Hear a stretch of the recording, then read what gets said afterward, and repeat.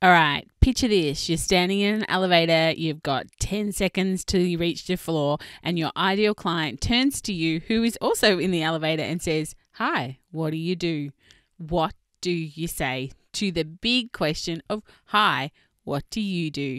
That's what we're talking about on the podcast on episode 89 today. Hey, welcome to the Small Business Made Simple podcast, brought to you by socialmediaandmarketing.com.au.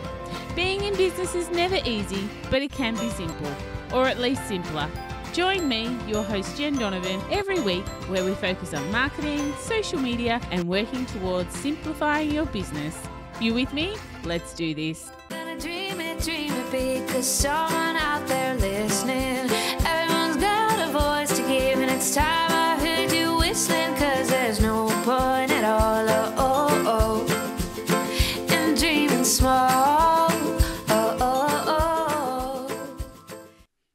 Hey there, fabulous listener. Welcome to episode 89 of the Small Business Made Simple podcast. Thank you, as always, for lending me your ears today. I really appreciate you making me one of your choices, because I know you have lots of them. If you're a first-time listener, then hey, super welcome to you. If you are a awesome listener who has listened before, then hey, super welcome to you. I'm so pleased to have you here. I am, of course, the host, Jen Donovan, and it's my job via this podcast and social media and just about everywhere else that I hang out to make your business life simpler. I'm a thought leader when it comes to marketing here in Australia and a marketing strategist for small business. Why? Because seriously, we all know that business can be lonely and hard and complicated, and it's rarely easy, but it definitely should be a little bit simpler than what it is. So that is my commitment to you here on the so-called Small Business Made Simple podcast.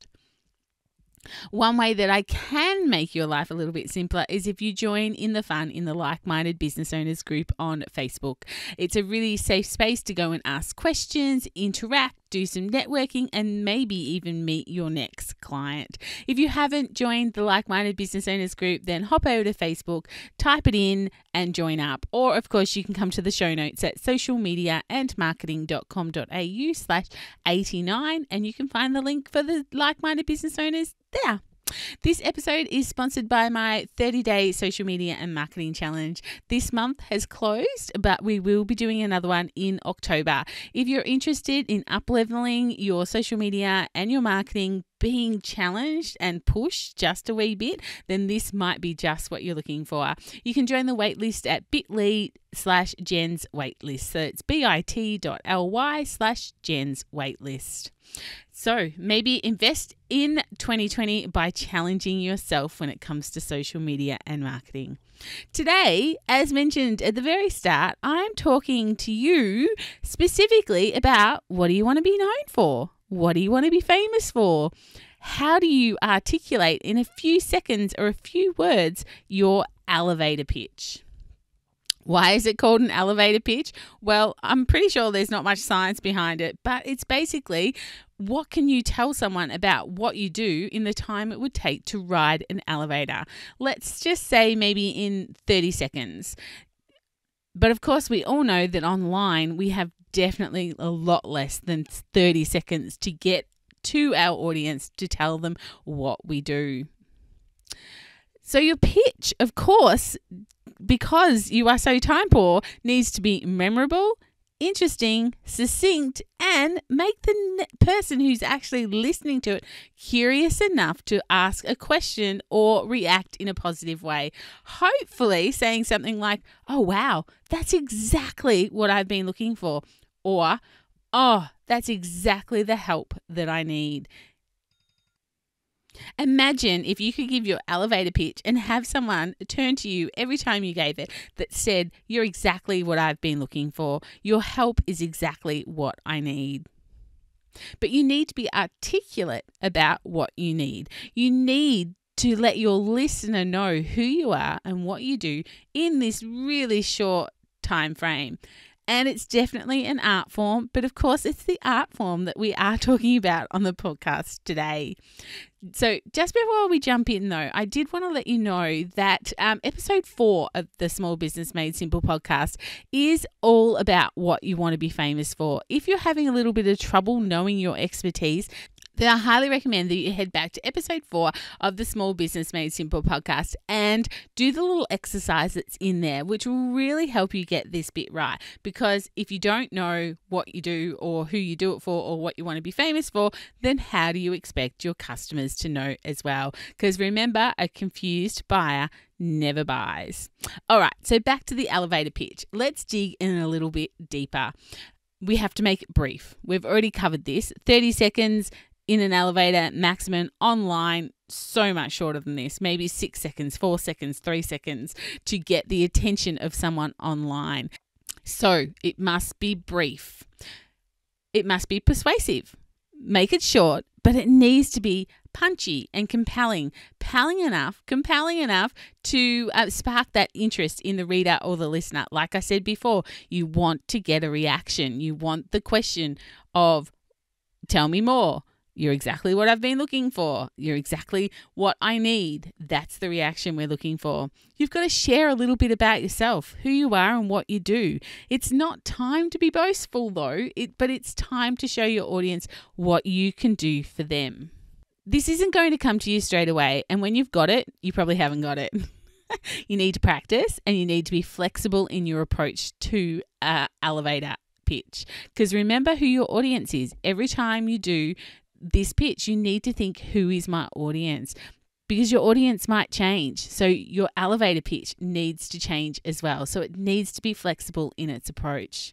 And make sure you're speaking in the tone and the language of your buyer and your audience. If they don't know what the acronym means, don't put the acronym in your elevator pitch.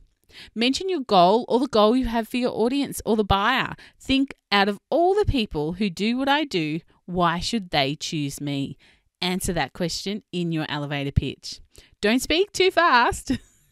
Even though you only have a few seconds, it doesn't mean that you should cram like a minute speech into 30 seconds. It still needs to sound like you, not rushed, not polished, not informal, just you, however you would speak at a barbecue. That's what it needs to sound like.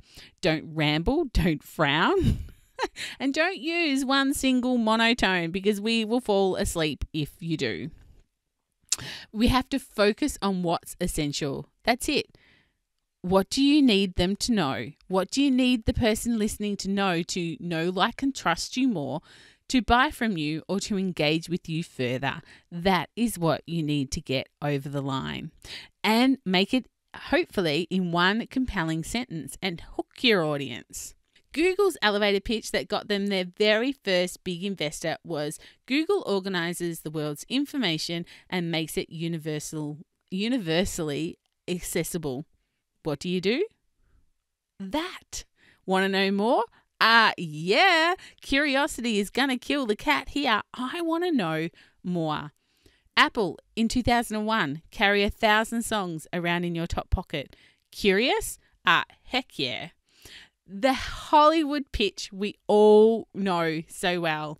A police chief with a phobia of open water battles a gigantic shark with an appetite for swimmers and boat captains, in spite of a greedy town council who demands that the beach stays open. In this small elevator pitch, we have the hero, the villain, his weakness, the conflict, the hurdle, all rolled into one short sentence. And you know what the movie is, right? Yeah, we all know what the movie is. It's Jaws, of course.